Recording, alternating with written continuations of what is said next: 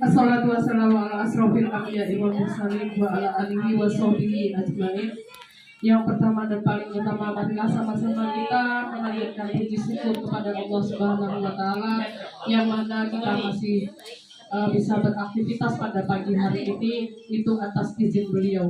Yang kedua kalinya sholawat serta salam marilah sama-sama kita haturkan kepada junjungan alam, yakni Nabi besar Muhammad SAW, dengan mengucapkan Allahumma sholli ala sayyidina Muhammad wa ala ali sayyidina Muhammad.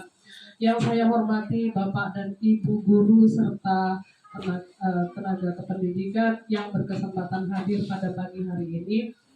Di sini saya akan memaparkan materi di modul 1.4, yaitu tentang budaya positif. Nah, menyebarkan pemahaman dan penerapan budaya positif. Nah, ini Bapak Ibu yang akan kita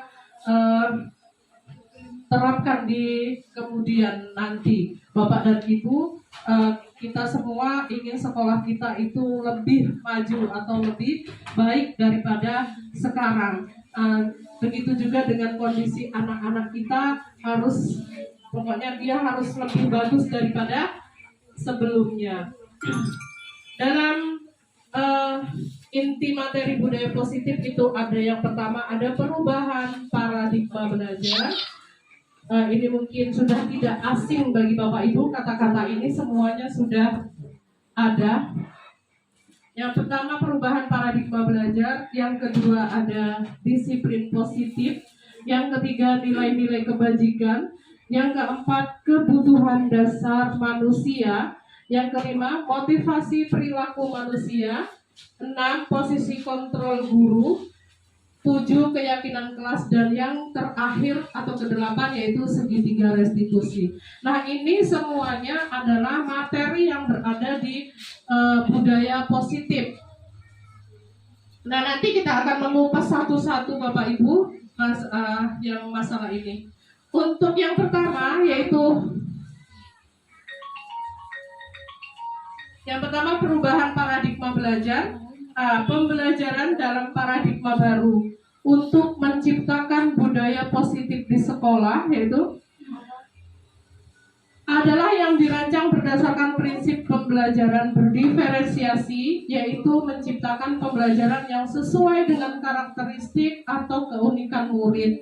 Dalam hal ini Bapak Ibu sudah mengetahui tentang kesiapan, tentang minat dan gaya belajar, sehingga murid bisa berkembang sesuai potensi dan bakatnya masing-masing.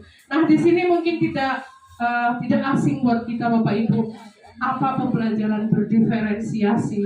Sudah paham Bapak Ibu ya? Pembelajaran berdiferensiasi itu pembelajaran yang kita buat, yang disesuaikan dengan kebutuhan murid. Misalnya karakternya seperti apa. Dalam satu kelas misalnya siswa kita ada 30, kan tidak semua sama ya Bapak Ibu ya. Pasti berbeda-beda karakternya. Ada yang unggul di pelajaran matematika, ada yang sukanya pelajaran bahasa Indonesia. Terus ada juga Bapak Ibu dari segi sikapnya, mungkin ada yang diam saja, ada yang cukup aktif, dan ada yang memang tidak mau tahu sama sekali. Nah, Bapak Ibu, di dalam kita menerapkan pembelajaran berdiferensiasi itu supaya pembelajaran kita itu disukai oleh semua murid, semua siswa yang notabene dari keadaan yang berbeda-beda, dari segi yang berbeda-beda, dari beberapa anak yang mempunyai keahlian yang banyak tadi, itu dengan pembelajaran kita, jadi dia tertarik, terus dia ngerti gitu. Itu tugas kita sebagai guru yang cukup berat.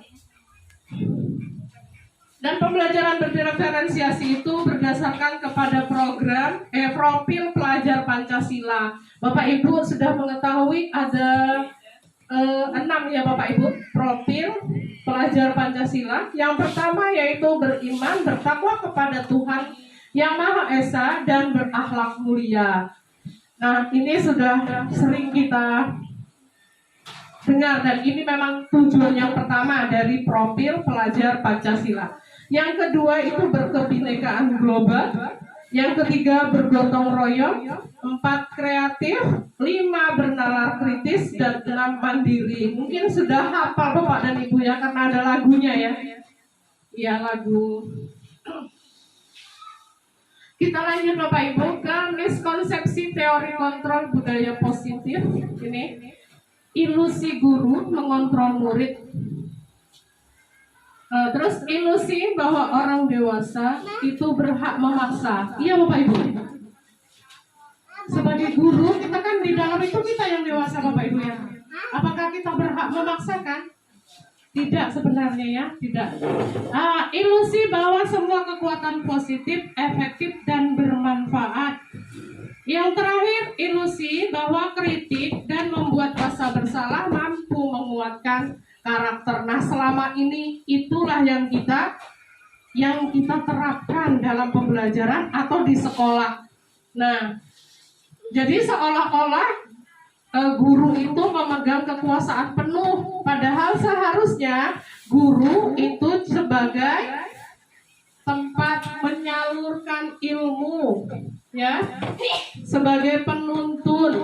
Jadi pembelajaran itu berpusat kepada siswa, bukan harus guru yang berperan di situ, yang berperan aktif di situ.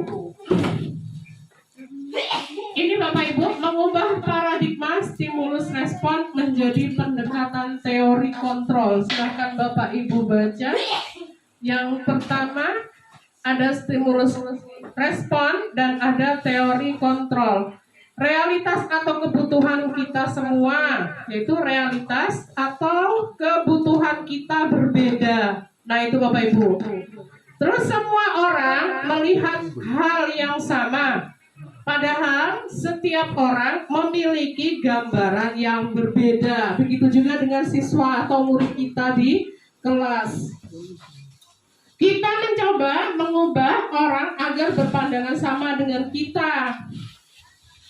Yang teori kontrolnya, kita berusaha memahami pandangan orang lain tentang dunia. Nah ini Bapak Ibu, kita ini selama ini berharap orang itu mau seperti kita gitu. Bukan kita yang memahami karakter mereka. Ini yang salah.